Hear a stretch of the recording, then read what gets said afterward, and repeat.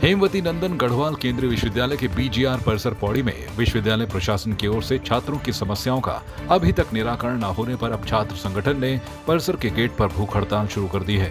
छात्र संघ अध्यक्ष ऋतिक असवाल के नेतृत्व में छात्र पिछले 6 दिनों से परिसर के प्रशासनिक भवन पर तालाबंदी कर उसके आगे धरना प्रदर्शन कर रहे थे। साथ ही उन्होंने बताया कि पौड़ी परिसर में छात्र छात्राओं की सुविधा के लिए बस का संचालन, डिप्टी रजिस्ट्रार, असिस्टेंट रजिस्ट्रार की नियुक्ति, खेलने के लिए वॉलीबॉल मैदान व बास्केटबॉल कोर्ट निर्माण, professional course BBA, MBA, BLLB, BSc agriculture, BSc वानिकी और बीपीएड कोर्स का संचालन करवाने की लंबे समय से छात्र संघ मांग करता रहा है। उन्होंने चेतावनी दी कि यदि जल्द परिसर से जुड़ी समस्याओं का निराकरण नहीं हुआ है तो हेमवती नंदन गढ़वाल केंद्रीय विश्वविद्यालय श्रीनगर में वीसी कार्यालय का घेराव कर आंदोलन किया जाएगा। बीती 27 जुलाई को परिसर निदेशक के द्वारा हमने कुलपति को ज्ञापन प्रेषित किया था, परंतु आज 12 अगस्त हो जाने के बावजूद भी अभी तक हमारी मांगों पे ना तो कोई विश्वविद्यालय द्वारा संज्ञान लिया गया है और 7 अगस्त से यहाँ पे छात्र आंदोलनरत है, परंतु अभी तक इसमें कोई संज्ञान नहीं लिया गया और न ही अभी तक विश्वविद्यालय से कोई भी टीम निरीक्षण के लिए आई है जो कि छात्रों को समझा सके, छात्रों की मांगों को सुन सके। इसलिए आज 12 तारीख से भूख हड़ताल पे यहाँ पर हम लोग बैठेंगे और अनिश्चितकालीन भूख हड़ताल हमारी रहेगी जब तक हमारी मांगे नहीं सुनी जाती। और यदि 14 तारीख तक, अंतिम चेतावनी हमारी है, यदि 14 तारीख तक हमारी मांगे नहीं सुनी जाती है तो हमारा एक प्रतिनिधि मंडल श्रीनगर में जाके बीसी के कार्यालय का घेराव करेगा और वहां पर आंदोलन करने पर बाध्य होगा। नहीं, छात्रों ने जो है 27 तारीख को ज्ञापन दिया था जिसमें इनकी 6 मांगे इनकी थी। उसमें से हमने लगातार विश्वविद्यालय ने जो पहली थी मांग की वॉलीबॉल कोर्ट और बास्केटबॉल कोर्ट बनाया जाए, तो उसके लिए हमारे जो निर्माण विभाग के एग्जीक्यूटिव इंजीनियर हैं वो आए थे और उन्होंने पूरे जहां पर कोर्ट बनना है उसका निरीक्षण किया और उसके लिए सीबीडब्ल्यूडी को उसका आंकड़न तैयार करने के लिए पत्र लिखा जा चुका है। दूसरा, बस की व्यवस्था थी तो उसके लिए विश्वविद्यालय ने तीनों परिसरों में एक कमेटी गठित की है जो तीनों परिसरों में बसों के संचालन के लिए कार्रवाई करेगी और 1 हफ्ते के अंदर रिपोर्ट दे देगी। तीसरा था डिप्टी रजिस्ट्रार, असिस्टेंट रजिस्ट्रार की नियुक्ति के संबंध में, तो इसमें कुलपति महोदय का कहना है कि जैसे ही कोई नई नियुक्ति इसमें होती है तो वो पौड़ी में भेजा जाएगा। बात प्रोफेशनल कोर्स की है तो प्रोफेशनल कोर्स के लिए पहले भी मांग हो चुकी है और इसमें हमने अभी एक कमेटी भी गठित की है कि पौड़ी परिसर में किस तरह से प्रोफेशनल कोर्स को चलाने के लिए कार्रवाई की जाए और क्या संभावना यहाँ पर हो सकती है, तो वो कमेटी भी जो है 10 दिन में अपनी रिपोर्ट दे देगी। बाकी जहां तक रही बात सीयूईटी की, तो वो एडमिशन वो सरकार की तरफ से क्लियर हो चुका है पहले ही कि जिन बच्चों ने सीयूईटी नहीं दिया है उनको भी प्रवेश दिया जाएगा। छात्रों से जो है अपील कर रहे हैं कि वो धरना की इस समय प्रवेश का समय है और भी चीजें हैं और कोई ऐसी बाधा न डालें कि जिससे कोई कार्य बाधित हो।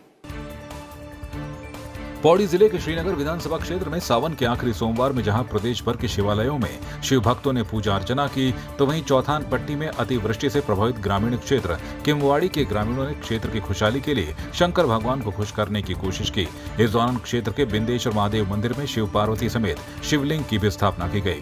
दिन भर मंदिर परिसर में कीर्तन भजन के कार्यक्रम चलते रहे। विशेषकर ग्रामीणों ने इस दौरान व्रत रखकर आपदा जैसी स्थिति दोबारा क्षेत्र में न होने की कामना की और मंदिर में जलाभिषेक के साथ शिवलिंग पर दूध, घी, दही, शहद, बेलपत्र, अक्षत रोली के साथ धूप दीप चढ़ाकर पूजा अर्चना की।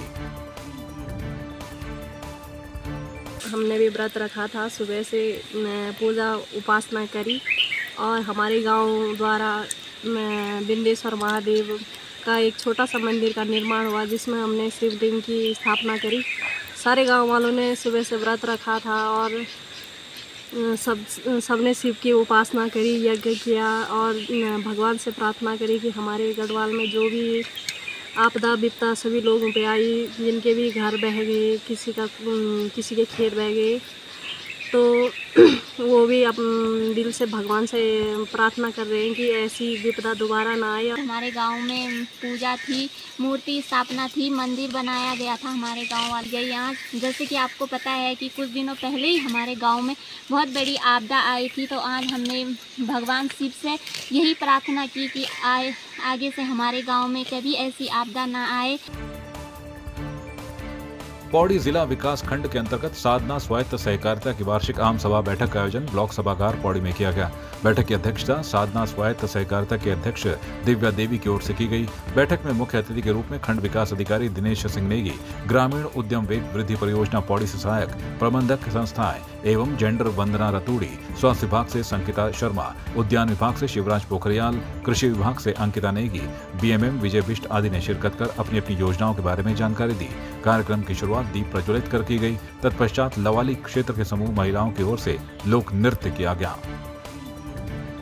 हमारे यहाँ पे ब्लॉक में पहली बार जब से हमारे समूह संगठन बने हैं तो पहली बार आज हमारे यहाँ पे आम सभा बैठक रखी गई है, जिसमें कि सभी महिलाओं द्वारा यहाँ पे प्रतिभाग किया गया है। वैसे तो ब्लॉक में और हमारे जो फेडरेशन की मीटिंग है वो महीने महीने पे होती रहती है, जिसमें कि हम लोग हर महीने प्रतिभाग करते रहते हैं। पर जो आम सभा बैठक है जिसमें कि प्रत्येक महिला यहाँ पे भाग ले सकती है, तो वो आज पहली बार हमारे 2018-19 से जो हमारे समूह संगठन बने हैं वो आज पहली बार समूह की महिलाओं को यहाँ पे प्रतिभाग करने का मौका मिला है, जो कि आम सभा बैठक रखी गई है। तो हमें बहुत खुशी हुई है कि सभी महिलाएं यहाँ पे उपस्थित हो रखी है और उनको जो भी परियोजनाएं, वैसे तो अलग अलग फेडरेशनों में ये स्टाफ रखे गए हैं जो जानकारी देते रहते हैं गांव-गांव में महिलाओं को, बट यहाँ पे जो अन्य अधिकारी लोग या विभाग से आ रखे हैं कर्मचारी लोग, तो उनको भी अपनी अपनी योजनाओं के बारे में बता रहे हैं। तो हमें बहुत खुशी हुई कि आज हमारे यहाँ पे आम सभा बैठक रखी गई है साधना से सहकारिता। साधना क्लस्टर लेवल फेडरेशन की वार्षिक आम सभा बैठक का आयोजन किया गया है।